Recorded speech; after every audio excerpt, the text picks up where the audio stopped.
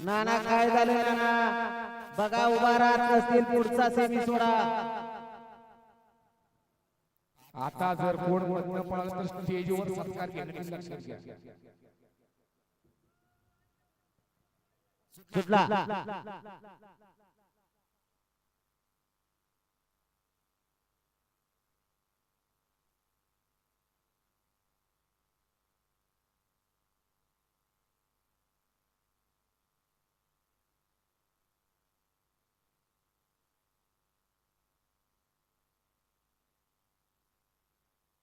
लढत झाली डोळ्याचं पारणं फेडणारी